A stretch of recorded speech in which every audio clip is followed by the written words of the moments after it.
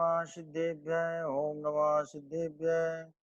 योगी जन ओकार बिंदु से रहित ध्यान जो सतत करें, भुक्ति मुक्ति सुख दाता ऐसे ओम नमः का ध्यान धरे। गन्धारा समध्वनि निरंतर पाप ताप मम नाश करे।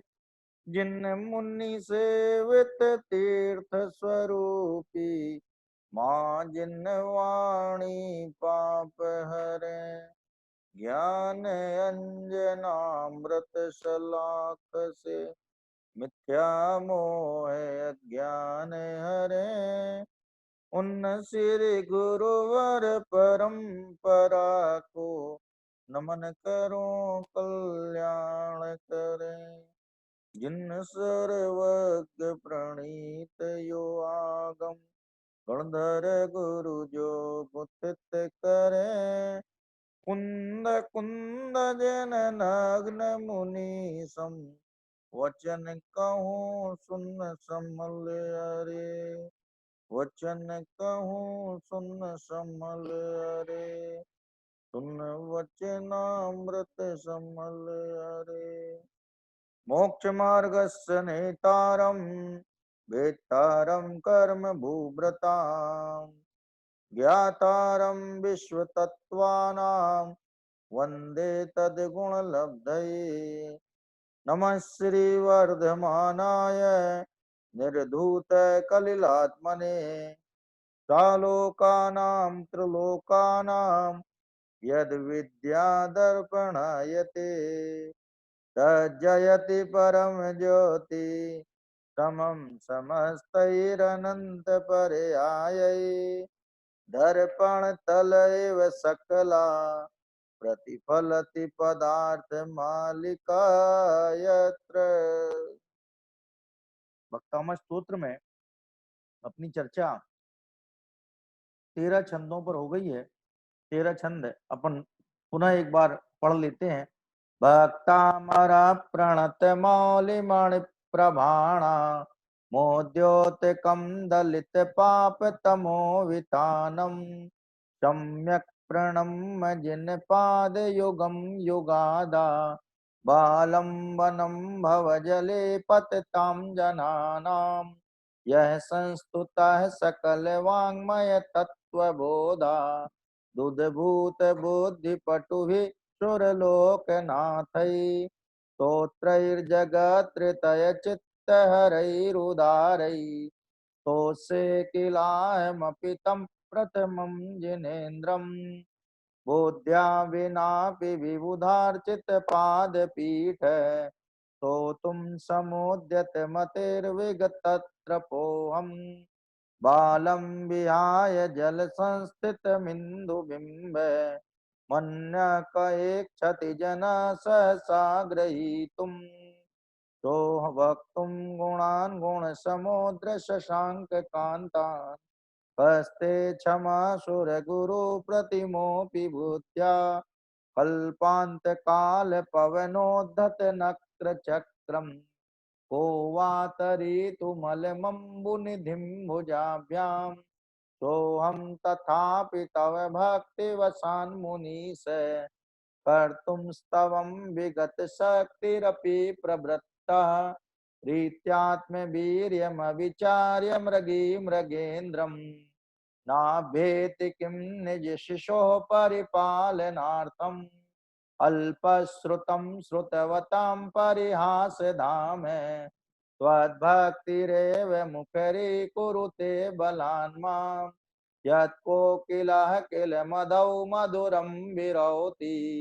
तच्चाम्रचारुकलिकानिकरैकहेतु त्वत्संस्तवेन भवसन्तति सन्निबद्धम् पापं क्षणाच्छयमुपैति शरीरभाजाम् आक्रान्तलोकमलिनीलमशेषमाशु सूर्यांशु भिन्नमिव सार्वर्मन्धकारम् मत्वेति नाथ तव संस्तवनं मयेद मारभ्यते तनुधियापि तव प्रभावात् चेतो हरिष्यति शतां नलिनीदलेषु मुक्ता फलद्युतिमुपैति ननूद बिन्दु आस्तां तवस्तवनमस्त समस्त दोषम् त्वत्सङ्कथापि जगतां दुरितानि हन्ति दूरे सहस्रकिरण कुरुते प्रवैव पद्माकरे सुजलजानि विकास भाञ्जी नात्याद्भुतं भुवन भूषण भूतनाथ भूतैर्गुणैर्भुवि भवन्तमभीष्टुवन्ता तुल्या भवन्ति भवतो ननु तेन किं वा भूत्याश्रितं य इह नात्मसमं करोति दृष्ट्वा भवन्तमनिमेष विलोकनीयम् नान्यत्र तोषमुपयाति जनस्य चक्षु पीत्वा पयः शशिकरद्युतिदुग्धसिन्धो क्षारं जलं जलनिधे रसितुं कैक्षेत् ययि शान्तरागरुचिभिः परमाणुभिस्त्वं निर्मापितस्त्रिभुवनैकललामभूत तावन्त एव खलु ते प्रणवः पृथिव्याम् यत्ते समानमपरं नहि रूपमस्ति वक्त्रं क्वते सुरनरोरगनेत्रहारी निःशेष निर्जित जगत्त्रयोपमानं बिम्बं कलङ्कमलिनं क्व निशाकरस्य यद्वासरे भवति पाण्डुपलाशकल्पम्। हाँ जी, इस तरह से अपने जो है 13 छंद हो गए भक्तामय स्तोत्र के। अब 14वें छंद पर अपन चर्चा करते हैं। 14वें छंद में ये बताया है कि हे भगवान, आपके गुणों ने आपका आश्रय ले लिया है और आपका आश्रय लेने की वजह से 3 लोक में उन्हें कहीं भी विचरण करने से कोई रोक नहीं सकता है। माने जो गुण है वे गुण क्योंकि आपके आश्रित हो गए हैं, इसलिए उनमें इतनी शक्ति आ गई है कि वो तीनों लोक में कहीं भी आए जाएं, उन्हें कोई रोकने टोकने वाला नहीं है। जैसे कोई प्रधानमंत्री का खास होए तो किसी भी विभाग में जाए भारत के, उसे कोई रोक टोक नहीं सकता है। मान लो प्रधानमंत्री का पीए है, अब वो पीए है तो किसी भी विभाग में जा सकता है, उसके लिए कोई रोक टोक थोड़ी है। माने किसका आश्रय लिया है इस पर डिपेंड करेगा कि वो कितना महिमा मंडित होगा। तो वो कह रहे हैं कि जिन गुणों ने भगवान का आश्रय लिया है, क्या वे गुण तीनों लोक में व्याप्त हो रहे हैं। और वास्तव में उसके पीछे वो तर्क ये दे रहे हैं कि जो त्रिजगदीश्वर का आश्रय लेता है, अर्थात 3 जगत के नाथ का आश्रय लेता है, माने राजा का बिल्कुल निकट हो जाता है, उसको कहीं भी आने जाने में कौन रोक सकता है, अर्थात कोई भी उन्हें रोक नहीं सकता है। जैसे मान लो कथानक में देखो आपकी नारद जी जो हैं वो किसी भी राजा से 2 टूक बात कह देते थे। क्या ब्रह्मचारी नारद जी हैं, उन्हें किसी प्रकार का संकोच नहीं होता था, सब जानते थे कि ये हित की बात बोलते हैं, तो उनको कहीं भी आने जाने में कोई रोक टोक नहीं थी। और अनिवास भी चले जाएं तो उन्हें किसी ऐसे पूछने की जरूरत नहीं कि मैं जाऊं कि नहीं जाऊं। तो इसी तरह से लोक व्यापी गुणों की महिमा बताते हुए कह रहे हैं, संपूर्ण मंडल शशांक कला कलाप शुभ्रा गुणास्त्रिभुवनम तव लंघयन्ति ये संसृतास्त्र जगदीश्वर नाथ मेकम कस्तान्निवारयति संचरतो यथेष्टम संपूर्ण मंडल शशांक कला कलाप शुभ्रा गुणास्त्रिभुवनम तव लंघयन्ति ये संसृतास्त्र जगदीश्वर नाथ मेकम कस्तान्निवारयति संचरतो यथेष्टम। तो कह रहे संपूर्ण मंडल शशांक, क्या कि संपूर्ण मंडल वाला कौन सा चंद्रमा होता है कि पूर्णमासी का जो चंद्रमा होता है वो संपूर्ण कलाओं का धारी होता है। चंद्रमा की जो कि 16 कलाएं कही जाती हैं, तो वो 16वीं कला समन्वित, 16वीं कला संपन्न जो चंद्रमा है वो पूर्णमासी का चंद्रमा है।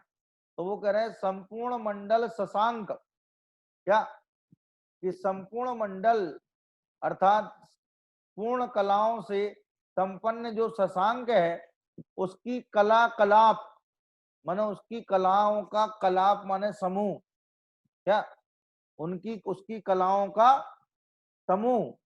तो कह रहे हैं संपूर्ण मंडल माने 16 कलाओं से संयुक्त चंद्रमा की कलाओं का जो समूह है उन समूह की तरह शुभ्र हैं आपके गुण।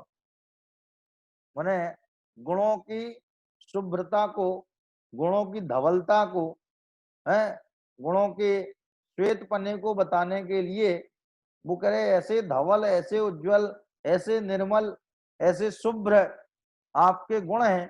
कहले कैसे धवल हैं, कैसे उज्जवल हैं, कैसे निर्मल हैं, कह तो वो कह रहे संपूर्ण मंडल संसांग कला कलाप है। संपूर्ण मंडल वाले जिसमें अब पूरी तरह से मंडल तैयार हो गया है, माने गोलाकार।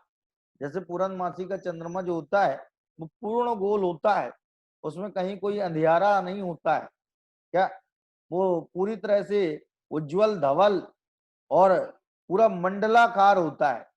तो कह रहे हैं संपूर्ण मंडल के धारी माने संपूर्ण कलाओं के धारी ऐसे शशांक माने चंद्रमा, उनकी कलाओं के कलाप माने समूह, उनकी कलाओं के समूह की तरह शुभ्रा गुणा तव, तव शुभ्रा गुणा, तव माने तुम्हारे। ये आप तो बोलते ही नहीं है।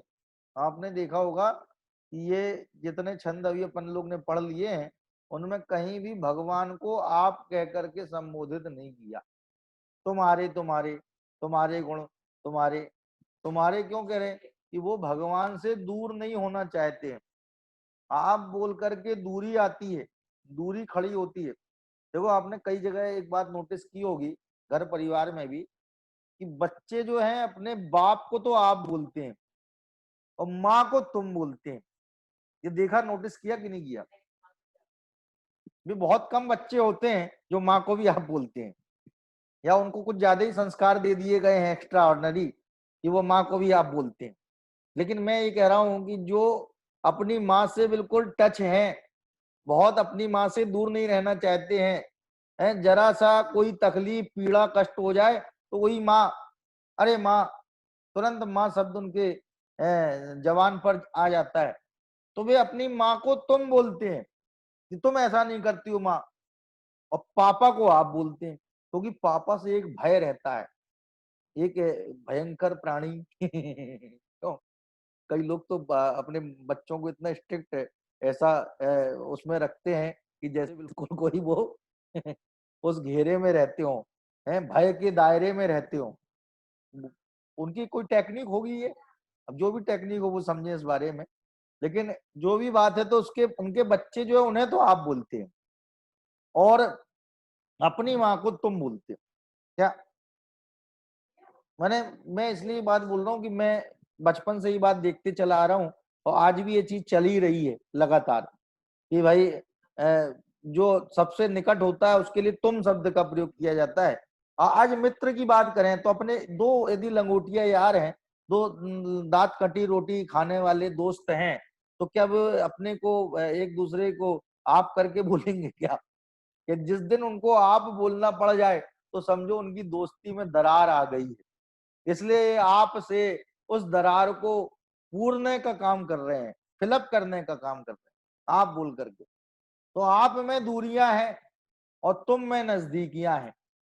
तो कह रहे हैं कि तुम्हारे गुण, हे प्रभु तुम्हारे गुण संपूर्ण मंडल शशांक कला कलाप है। संपूर्ण कलाओं के धारी शशांक की कलाओं के समूह के समान तव गुणाहा, तव शुभ्रा गुणाहा, तुम्हारे सफेद धवल उज्जवल निर्मल है ये गुण जो है त्रिभुवनम लंघयंती, तीनों लोक में व्याप्त हो रहे हैं। क्या हो रहे हैं? तीनों लोक में व्याप्त हो रहे हैं। माने भगवान की कीर्ति, भगवान की ख्याति दिग दिगंत में गुंजायमान हो रही है, गूंज रही है। उसके लिए कोई क्षेत्र ऐसा नहीं है जहां पर वो प्रोहिबिटेड हो, वहां जहां उसका निषेध हो कि नहीं नहीं यहाँ तो भगवान की कीर्ति नहीं आ सकती है। नरक में तो भगवान की कीर्ति नहीं आ सकती है, स्वर्ग में इतने स्वर्ग तक तो कीर्ति जा सकती है, इसके आगे नहीं जा सकती है। तो कीर्ति को, उनकी ख्याति को, उनकी प्रसिद्धि को तीनों लोक में जाने से कोई नहीं रोक सकता। माने कीर्ति का फैलना है माने गुणों का फैलना। और कौन से गुण है? कोई भगवान के असंख्यात प्रदेशों में से अनंत गुण निकल के तितर बितर थोड़ी हो जाने वाले हैं, बिखरने थोड़ी वाले हैं। तो क्या ये तो कह रहा है कि तीनों लोक में फैल रहे हैं, तो क्या भगवान के पास नहीं है कि जब तीनों लोक में फैल जाएंगे? कहले तीनों लोक में कीर्ति फैल रही है, यश फैल रहा है, उनका, उनकी ख्याति फैल रही है। तो कह रहे हैं संपूर्ण मंडल शशांक कला कला पे। संपूर्ण मंडल माने संपूर्ण कलाओं के धारी शशांक माने चंद्रमा की कलाओं के समान क्या शुभ्रा गुणा, तब शुभ्रा गुणा, तुम्हारे धवल निर्मल शुभ्र गुण त्रिभुवनम माने तीनों लोक को लंघयंती माने व्याप्त कर रहे हैं, तीनों लोक में व्याप्त हो रहे हैं। माने भगवान का यश, भगवान की कीर्ति तीनों लोक में फैल रही है। ये आदिनाथ भगवान के बारे में ये कथन करते हैं। अब वो कह रहे हैं कि मैं ये समझ रहा हूं, मान तुंगाचार्य कहते हैं कि मुझे ये लग रहा है कि ये गुण तीनों लोगों में क्यों फैल रहे हैं, इनको इतनी छूट किसने दे दी है? ये तीनों लोग में बेरोक टोक आ जा रहे हैं, कोई इन्हें रोक नहीं रहा है, कोई इन्हें टोक नहीं रहा है। ऐसी कौन सी बात हो गई इनके साथ में? ये तीनों लोग में निराबाध विचरण कर रहे हैं, संचरण कर रहे हैं, और इन्हें कोई रोकने टोकने वाला नहीं। कौन सा इन्हें पास मिल गया है ऐसा? क्यों? जैसे लॉकडाउन में पास मिले नहीं मिले लोगों को कि भाई जिनको पास है, जिनके पास पास है वे ही पास हो पाएंगे, नहीं तो ना पास हो जाएंगे। मैंने वो रोक दिए जाएंगे। क्यों? लेकिन यहाँ तो इनको तीनों लोक में फैलने का पास मिला हुआ है। तो वो करे क्यों ना मिले?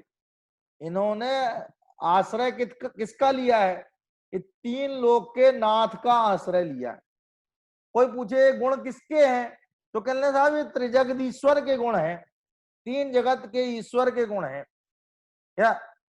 जैसे कि कोई पूछे ये कौन है, कहना साहब ये प्रधानमंत्री साहब के पीए हैं। कहना अच्छा अच्छा ठीक है ठीक है, इनके लिए फिर कोई पास वास की जरूरत नहीं है, कहीं भी आ जा सकते, कोई भी विभाग में ताका झांकी कर सकते हैं। ये पीएमओ से आए हैं, तो पीएमओ को जो है इतनी स्वतंत्रता है कि वो किसी भी विभाग में बिना किसी की एक्स्ट्रा परमिशन लिए जा सकता है। तो कह रहे हैं जिस तरह जिसने प्रधानमंत्री का आश्रय लिया है उसे कहीं आने जाने से कोई रोक टोक नहीं सकता है, उसी प्रकार यहाँ तो तीन लोक के नाथ की बात है। जिन्होंने तीन लोक के नाथ का आश्रय लिया है, ये माने जो संस्कृता माने संस्कृत हुए हैं, माने आश्रित हुए हैं, सब माने अच्छी तरह से, और आश्रित, संस्कृता माने आश्रिता, जो आश्रित हुए हैं, किसके आश्रित हुए हैं? जगदीश्वर एकम नाथम, तीन जगत के एक नाथ। यदि दो नाथ होते, मान लो तीन नाथ होते तो बंटवारा हो जाता कि साहब ऊर्ध लोग तो एक नाथ के पास, मध्य लोग एक नाथ के पास, और अधोलोक एक नाथ के पास। क्या? और यदि दो नाथ होते तो क्या होता कि डेढ़ डेढ़ लोग आते हैं, वन एंड हाफ, डेढ़ लोग तो एक नाथ के पास और डेढ़ लोग एक नाथ के पास। यहाँ तो कह रहे तीन लोग के एक नाथ है, इनके अलावा और कोई नाथ है ही नहीं। तो कह रहे हैं जिन गुणों ने त्रिजगदीश्वर, तीन जगत के ईश्वर, जो एक नाथ है, तीन जगत के ईश्वर हैं, एक नाथ हैं, तो वो कह रहे ये संस्कृता, जिन गुणों ने त्रिजगदीश्वर एकम नाथम संस्कृता, तीन जगत के ईश्वर एक नाथ का आश्रय लिया है। अथवा यो कहें कि जो गुण, ये माने जो गुण तीन लोक के एक नाथ हैं, तीन लोक के एक नाथ के आश्रित हुए हैं। कह कह माने कौन? कह माने कौन, इस सा है ना, सा बन जाएगा विसर्ग, दो बिंदी में कन्वर्ट हो जाएगा। जब इसका संधि विच्छेद होएगा तो कस्तान बन जाएगा कहतान।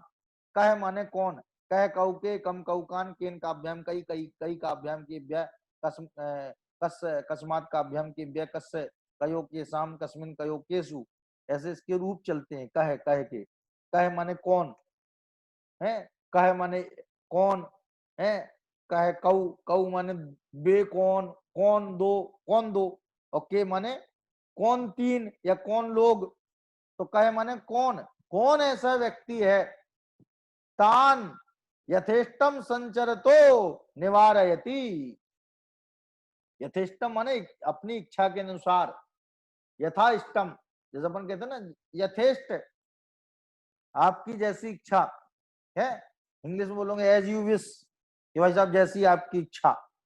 संस्कृत में बोलेंगे यथेष्टम, जैसे आपकी इच्छा। माने कोई व्यक्ति जो है से कोई बात कही और वो उस बात में राजी नहीं हुआ, तो उससे लास्ट में क्या कहेंगे, भैया यथेष्टम, एज यू विश, हमने तो जो बात कहनी थी आपसे कह दी, अब आपकी जो मर्जी हो आप करिए, आप जानिए उसका फल भी आप ही देखिए। तो कह रहे यथेष्टम, यथेष्टम माने अपनी इच्छा के अनुसार, संचरतो माने संचरण करने में, तान माने उन गुणों को, निवारयति कहा, ये कौन निवारता है बताओ, माने कोई नहीं रोक सकता। कौन ऐसा व्यक्ति है संसार में जो भगवान के गुणों को उनकी इच्छा अनुसार संचरण करने में निवारण कर सके, माने रोक सके, कौन है ऐसा बताओ। माने भगवान के गुण तीन लोक में है, दिग दिगंत में, दसों दिशाओं में, ऊर्ध मध्य दो लोक में, संपूर्ण लोक में व्याप्त हो रहे हैं। तो वे उन गुणों को यथेष्ट रूप से संचरण करने में कौन रोक सकता है, अर्थात कोई नहीं रोक सकता। क्या ये नहीं जो निकल के आ रहा है, ये प्रश्न में से आ रहा है। प्रश्न किया कौन रोक सकता है क्या, जैसे जो मल्ल है उसने भारत केसरी को पछाड़ दिया, अब वो कह रहा है कि कौन मुझे परास्त कर सकता है, अब बताओ कौन मुझे परास्त कर सकता है। इसका मतलब कोई भी मुझे परास्त नहीं कर सकता है। तो वो जो नहीं निकल रहा है वो प्रश्न में से निकल रहा है। ये कौन रोक सकता है, माने कोई नहीं रोक सकता है।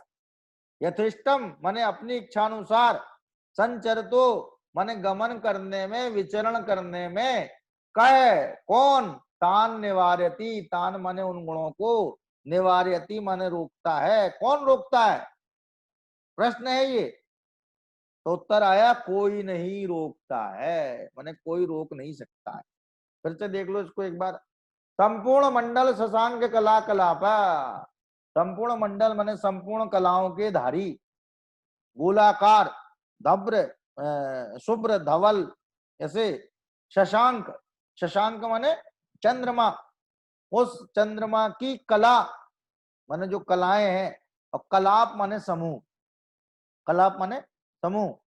तो कह रहे संपूर्ण कलाओं के धारी, चंद्रमा की कलाओं के समूह के समान, शुभ्रा गुणा तव त्रिभुवनम लंघयंती, तुम्हारे शुभ्र गुण, या इसको तुम्हारे को शुरू में ले लो भाई, संस्कृत में तो कहीं भी आप शब्द धर दो वो अपने अर्थ को लेके बैठेगा। कौन, वो शब्द, इसलिए उसके लिए जगह मुकर्रर नहीं है, जगह तय नहीं है कि वो कहाँ बैठेगा शब्द।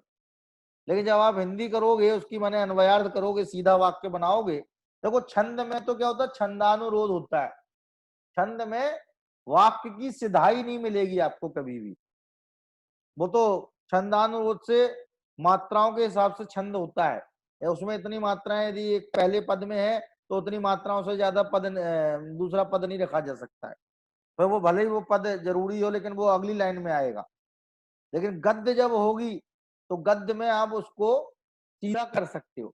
तो तव शुरुआत में ले लो कि तुम्हारे, हे प्रभु मन से लगा लो, अपने मन से इंक्लूड है ये बात, क्योंकि भगवान की स्तुति चल रही है। हे प्रभु, तव माने तुम्हारे, संपूर्ण मंडल कला, संपूर्ण मंडल शशांक कला कला पे शुभ्रा गुणा, हिस्सा है विसर्ग बन जाएगा, आधा सा है ना, गुणास लिखा है, वो विसर्ग बन जाएगा। शुभ्रा गुणाः त्रिभुवनम लंघयन्ति, ये संपूर्ण कलाओं के धारी चंद्रमा की कलाओं के समूह के समान शुभ्र गुण तीनों लोक को लांग रहे हैं, अर्थात तीनों लोक में व्याप्त हो रहे हैं। ऐसी कोई जगह नहीं बची है जहां भगवान की कीर्ति, भगवान का यश न फैला हो, उनका गुणगान ना हो रहा हो। सर्वत्र जो है भगवान की कीर्ति फैली हुई है। अब ये देखो, स्तुति करने का ये भी तरीका है कि भगवान के गुण तीनों लोक में व्याप्त हो रहे हैं। मैंने देखो, इन्होंने एक एक छंद में स्तुति करने के तरीके भी डेवलप किए हैं। ये कितनी तरीके से स्तुति, आगे तो अभी एक स्तुति का तरीका बताएंगे जिसमें ऐसा लगेगा कि भगवान की निंदा हो रही है और वो है प्रशंसा। व्याजोक्ति अलंकार में मन्ने वरम हरिहरादय एव दृष्टा दृष्टे स्वे सुहृदयम त्वयि तो समेति किम वीक्षतेन भवता भुवि येन नान्या है कश्चिन मनोहरति नाथ भवांतरेपि। ऐसा 21वां नंबर का छंद है, उसमें ये बात कहेंगे तो उसमें ऐसा लगेगा कि यार भगवान की निंदा कर रही है, प्रशंसा कर रही है। मैंने स्तुति का तरीका देखो आप जरा, तो कह रहे कि आपके जो गुण हैं वो तीनों लोक में व्याप्त हो रहे हैं। कैसे हो रहे हैं? तीनों लोक में व्याप्त हो रहे हैं। संपूर्ण मंडल, संपूर्ण कलाओं के धारी, षोडश कलाओं के धारी चंद्रमा की कलाओं के समूह के समान तो शुभ्रा गुणा, हाँ तुम्हारे शुभ्र गुण है, तुम्हारे निर्मल धवल उज्जवल गुण है त्रिभुवनम लंघयंती, तीनों लोक का उल्लंघन कर रहे हैं, अर्थात तीनों लोक में व्याप्त हो रहे हैं। तीनों लोक से तो बाहर जा नहीं सकते, अलोकाकाश में तो जा नहीं सकते, लेकिन लोकाकाश में सर्वत्र भगवान के गुण व्याप्त हो रहे हैं। फिर कह रहे हैं ये संस्कृता, और वो कह रहे व्याप्त क्यों ना हो, इसके पीछे कारण भी तो है क्या? जिसकी डायरेक्ट पीएम से पहचान है और वो कहीं भी आता जाता है तो आदमी कहता भैया ये इससे उलझो मत फालतू में, इसकी पहुंच पीएम तक है सीधे, इसकी डेली पीएम से बात होती है, तो आदमी उससे उलझेगा क्या बताओ, उसको कहीं रोकेगा क्या, टोकेगा क्या? कोई बड़े से बड़ा अधिकारी भी होगा, इस बात उसके ज्ञान में ये बात होगी तो वो कहे भैया इससे उलझने की जरूरत नहीं, इसको जान दो, माने उसको रोकने में कोई समर्थ नहीं। तो कह रहे हैं ये बात सही है, ये संस्कृता त्रिजगदीश्वर नाथम एकम, ये त्रिजगदीश्वर एकम नाथम संस्कृता, जिन गुणों ने तीन जगत के ईश्वर एक नाथ को आश्रय किया है, जिन गुणों ने तीन जगत की ईश्वर एक नाथ का आश्रय लिया है, अथवा जो गुण तीन जगत के एक नाथ के आश्रित हो गए हैं, तान माने उनको यथेष्टम संचर तो कह निवारेती, अपनी इच्छा अनुसार संचरण करने में कौन रोकता है, अर्थात कोई भी नहीं रोकता है, किसी की हिम्मत नहीं है, किसी की मजाल नहीं है कि वो उन गुणों को यथेष्ट रूप माने अपनी इच्छा अनुसार संचरण करने में रोक सके। देखो श्लोकार्थ में क्या कह रहे हैं, हे तीनों लोक के स्वामी, जैसे पूर्णिमा के चंद्रमा की कलाएं सर्वत्र व्याप्त हो जाती हैं। क्या क्या लगा है? पूर्णिमा के चंद्रमा की जो कलाएं हैं वो क्या है, सर्वत्र व्याप्त हो जाती हैं। भाई यदि अधूरा चंद्रमा हो तो आधी रोशनी दे, है चौथाई चंद्रमा हो तो चौथाई रोशनी दे, है दो तिहाई चंद्रमा हो तो दो तिहाई रोशनी दे, और फुल चंद्रमा फुल मून, क्यों? यदि पूरा चंद्रमा हो तो फुल रोशनी देगा नहीं देगा? कि भाई साहब वो चांदनी रात में आप जो है सुई में धागा डाल सकते हैं, इतना प्रकाश है उसका। चांदनी रात में जो कोमदी है, चंद्रमा की कोमदी है माने चांदनी है, उस चांदनी में इतना प्रकाश है कि आप नंगी आंखों से सुई में धागा पिरो सकते हैं, धागा डाल सकते हैं। तो बताइए वो चंद्रमा के जो 16 कलाओं वाला जो चंद्रमा है उसकी कलाएं सर्वत्र व्याप्त हो जाती नहीं हो जाती हैं?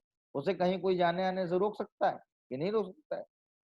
ये तीनों लोक के स्वामी, जैसे पूर्णिमा के चंद्रमा की कलाएं सर्वत्र व्याप्त हो जाती हैं, उसी प्रकार आपके ज्ञान दर्शन आदि अनंत गुण तीनों लोक में व्याप्त हो रहे हैं।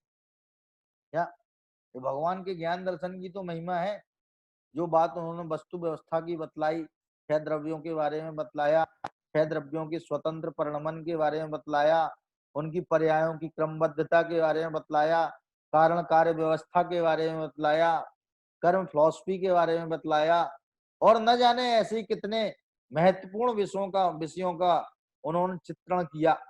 तो कह रहे ये उनके ज्ञान दर्शन की तो महिमा है। यदि वो न जानते तो बताते कैसे? ज्ञान में जाना, दर्शन में देखा, और जब जान लिया, देख लिया, तो फिर लोगों को बताया। बिना जाने बिना देखे बोलते तो हम लोग भी क्या उनकी बात पे एतबार करते? ये कतई नहीं करते। हमें विश्वास ही नहीं होता कि पता नहीं भाई भगवान है, अब बिना देखे कहा है तो सही भी हो सकती है और नहीं भी हो सकती है। मैंने बात ऐसी है, ऐसी हो भी सकती है और नहीं भी हो सकती है। मैंने 50-50 वाला मामला रहता उसमें, क्या कंफ्यूजन बना रहता। लेकिन कंफ्यूजन क्यों नहीं? कंफ्यूजन इसलिए नहीं है कि दिव्य ध्वनि के पीछे सर्वज्ञता खड़ी हुई है, दिव्य ध्वनि के पीछे वीतरागता खड़ी हुई है। वीतरागी और सर्वज्ञ होने के पश्चात आप हितोपदेशी हुए, फिर आपने हित का उपदेश दिया। आदिनाथ भगवान के साथ स्वयं ही ऐसा घटित हुआ। ये जब दीक्षित हुए, राजा ऋषभ देव ने दीक्षा ली, तो 4000 राजा इनके साथ दीक्षित हो गए। इतने बैरागी राजा थे वो कि अपने महाराज को दीक्षित होते देख करके किसी ने उन्हें फोर्स नहीं किया, किसी ने उन्हें प्रेरित नहीं किया, किसी ने कहा नहीं कि आप भी दीक्षा ले लो। लेकिन उनके अंदर में इतना वैराग्य उमड़ पड़ा, इतना वैराग्य घुमड़ पड़ा कि वो राजा ऋषभ देव को दीक्षा लेते देख करके स्वयं भी दीक्षित हो गए। अब उन्हें नहीं मालूम था कि दीक्षा लेने के बाद में क्या करना होता है, कैसे आत्म ध्यान होता है, कैसे संयम आदि का पालन होता है? तो वो बेचारे अदवा तदवा प्रवर्तन करने लग गए। किसी ने भूख से परेशान होकर के कंदमूल खाना चालू कर दिया है, किसी ने जो है शरीर के नागनत्व नग्नता आदि से पीड़ित होकर के बलकल की और की छाल आदि, मृग छाल आदि पहननी चालू कर दी। यानी तमाम उपक्रम, तमाम प्रयास उन्होंने अपनी बुद्धि प्रमाण किए, क्या? लेकिन राजा ऋषभ देव जो कि दीक्षित होकर के मुनि आदिनाथ हो गए थे, उनने उन्हें संबोधा नहीं। बताइए आप, 4000 राजा, अच्छा कम टाइम नहीं था उनकी दीक्षा का काल और केवल ज्ञान के बीच का काल 1000 वर्ष है, छोटा मोटा काल नहीं है। माने उन्हें जो तप कल्याणक है और दीक्षा कल्याणक के बीच का गैप कितना है? 1000 ईयर, 1000 साल तप किया उन्होंने, क्या? माने उनके सुपुत्र भरत चक्रवर्ती ने केवल ज्ञान अंतर्मूर्त में पाया, उनके छोटे सुपुत्र बाहुबली स्वामी ने 1 साल में पाया, और पिताजी को जो है वो 1000 साल लग गए। 1000 साल तब चला उनका। अब बताओ, क्या उनके संज्ञान में ये सब बातें नहीं आई होंगी कि ये 4000 राजा मेरे साथ दीक्षित हुए हैं और ये कुछ समझ नहीं पा रहे हैं, मैं उनको उपदेश दूं, समझाऊं, कुछ बताऊं उनको ये क्या धर्म मार्ग है, क्या क्या साधन है धर्म का, धर्म की चर्या कैसी है, धर्म की क्रिया कैसी है, ये बताने का भाव नहीं आया उनको। इसलिए नहीं आया ना क्योंकि वो आत्म कल्याण के भाव से दीक्षित हुए थे। दीक्षित कैसे हुए थे? आत्म कल्याण के भाव से हुए थे। तो उन्होंने पहले अपना कल्याण किया, बाद में औरों को उपदेश दिया। इसलिए जैन धर्म परम स्वार्थी धर्म है। जैन धर्म कहता है भैया अपना लोटा छान लो और अपना लोटा छान के पानी पी लो। तालाब यदि अनछना है तो उसे अनछना रहने दो। यदि तुम तालाब छानने के चक्कर में जाओगे तो प्यासे वहीं मर जाओगे, क्योंकि तालाब तो तुमसे छनेगा नहीं, और तुम लोटा भर के पानी नहीं छान पाओगे और पी भी नहीं पाओगे तो प्यासे मर जाओगे। तो वो कह रहे अपना कल्याण कर लो। एक बहुत बढ़िया श्लोक आता है, किसी आचार्य ने प्राकृत भाषा में लिखा है, आदहिदम कादवम यदि सक्कदि परहिदम चाविकादवम आदहिद परहिदादो आदहिदम सुठुकादवम। वो कह रहे आत्महित करना चाहिए। और फिर आगे लिखा कि यदि सक्कदी, यदि संभव हो तो परहित भी करना चाहिए, आत्महित करना चाहिए। फर्स्ट ऑफ ऑल क्या है? प्राइमरी किसकी है? प्राइमरी क्या है? किस बात की मुख्यता है कि साहब आत्महित करना चाहिए, और कह रहे यदि संभव हो तो परहित भी करना चाहिए। उसमें संभव लगा दिया, इसमें नहीं लगाया यदि संभव हो तो आत्महित करना चाहिए। क्यों नहीं संभव है? क्यों? हमारे पास संगी पंचेंद्री पना है, क्यों?